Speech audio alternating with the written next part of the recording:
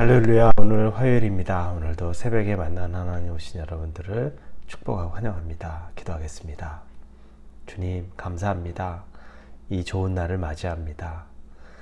하나님, 오늘 하루를 말씀으로 시작하는데 말씀을 의지하는 우리들의 마음 안에 간절함이 있습니다. 말씀이 있어야 우리 마음이 요동치지 않고 또 그 말씀 안에서 우리가 담대해질 수 있음을 믿습니다. 하나님, 우리에게 긍휼을 베풀어 주시고 은혜를 주시고 이 말씀에 우리가 붙들려 사는 것이 하나님과 동행하는 그 길이라는 것을 믿게 하여 주옵소서. 너무 쉽게 흔들립니다. 너무 쉽게 우리의 마음이 요동칩니다.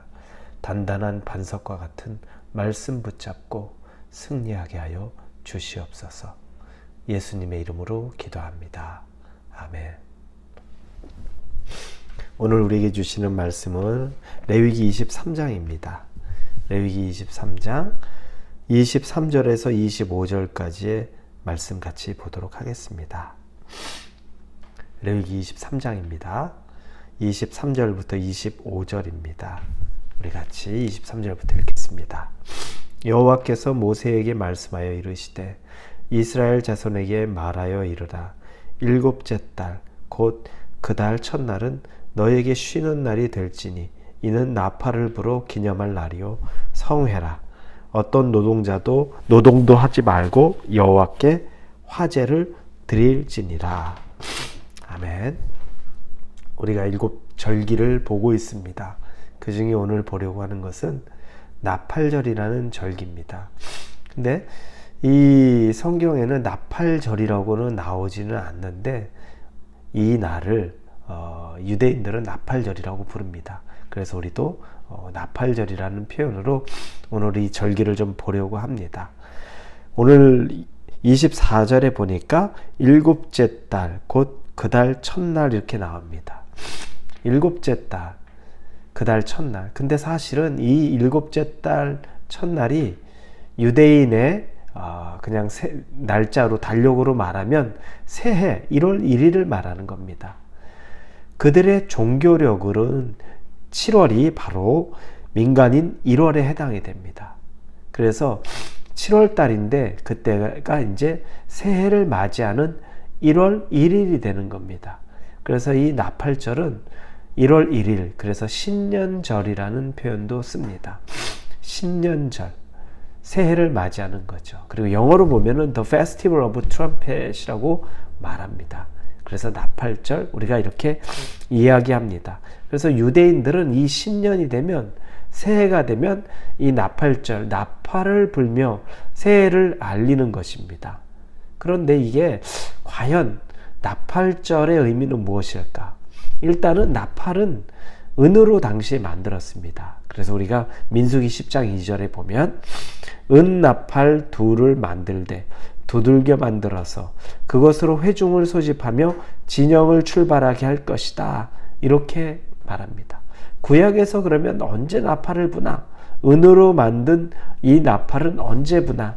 우리가 대략 크게 세 가지 정도로 볼 수 있습니다. 첫째는 회중을 모으는 신호가 됩니다. 사람들을 모을 때 이 은나팔을 부는 겁니다. 그래서 나팔 소리를 듣고 사람들이 모이는 거죠. 두 번째는 이제 그 회중들이 이동할 때, 행군할 때 이런 시작을 알리는 신호입니다. 이제 출발이라는 신호와 같은 겁니다.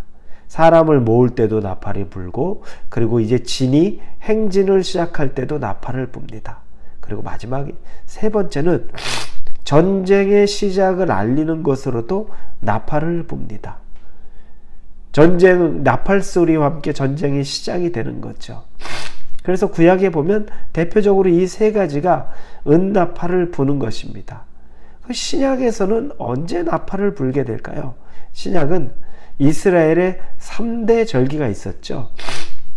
우리가 유월절을 봤고, 그 다음에 오순절, 어제 본 77절이라고 말하는 오순절을 봤고, 아직 보지는 않았지만 장막절이라는 절기가 남아있는데 이 3대 절기 때 나팔을 붑니다.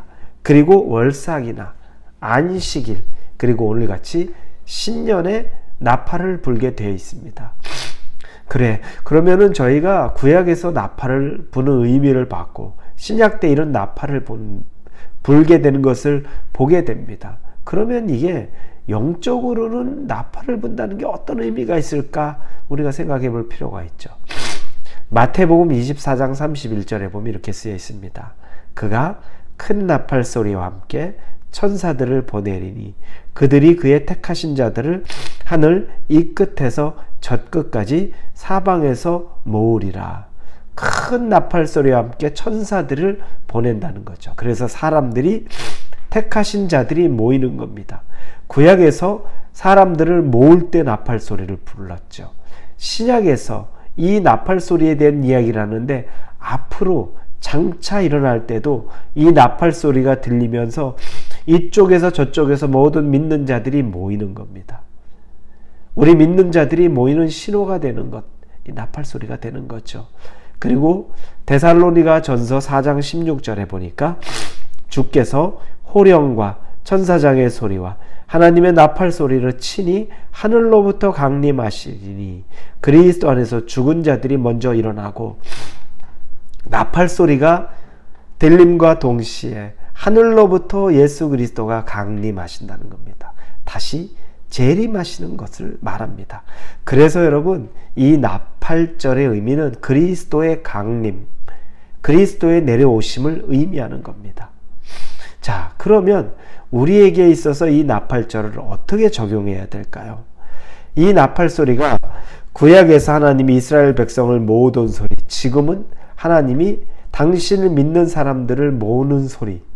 그러면 이 나팔절의 의미를 우리가 해석하자면 우리가 하나님의 말씀, 이 복음을 전하는 소리가 되어야 된다는 겁니다. 저와 여러분이 복음을 전하는 나팔 소리와 같은 자가 되어야 된다는 겁니다. 하나님의 사람을 모아야 되죠. 그러니까 우리에게 나가는 소리들이 우리가 외쳐야 되는 것이 그리스도의 복음이라는 겁니다. 직장에서, 가정에서, 주변의 사람들에게 복음의 소리가 여러분 전달되어야 된다는 거 꼭 잊지 마시기 바랍니다. 이게 우리에게 지금 나팔절의 의미 중에 하나입니다. 또 이 나팔절은 승리의 외침의 소리이기도 하죠.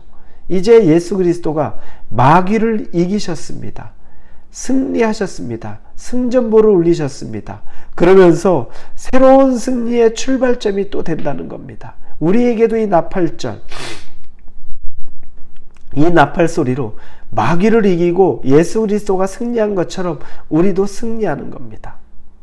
새로운 우리의 영적인 출발점이 된다는 겁니다. 그리고 마지막으로는 우리가 이 땅에 살면서 예수 그리스도의 강림, 예수 그리스도의 재림을 기다리는, 그런 기다리는 것과 같다는 겁니다. 여러분, 우리가 이 땅에 살면서 예수님은 반드시 다시 강림하십니다. 재림하십니다. 그때까지 여러분, 예수 그리스도가 오는 그날까지 우리가 이 땅에서 우리에게 맡겨진 사명들, 우리에게 맡겨진 일들을 감사함으로, 또 때로는 전투적인 싸움으로, 그리고 인내함으로 우리가 예수 그리스도가 오셨을 때, 나팔 소리와 함께 오셨을 때 우리가 그분과 다시 만나는 것을 기대하고, 그러면서 견디고 또 승리하는 삶 사실 수 있는 오늘 하루가 되기를 예수님의 이름으로 축원합니다. 기도합니다. 나팔절의 의미를 봅니다. 우리가 나팔절, 복음을 전하는 우리가 소리가 되어야 하고, 그리고 마귀의 능력을 이기신 예수 그리스도의 승리의 기쁨을 같이 누리고, 또한 다시 오실 예수 그리스도를 기대하고 사는 것입니다. 우리가 이 절기와 같은 것, 승리하고 기대하고 그리고 복음을 전하는 삶을 살게 하여 주옵소서. 예수님의 이름으로 기도합니다. 아멘.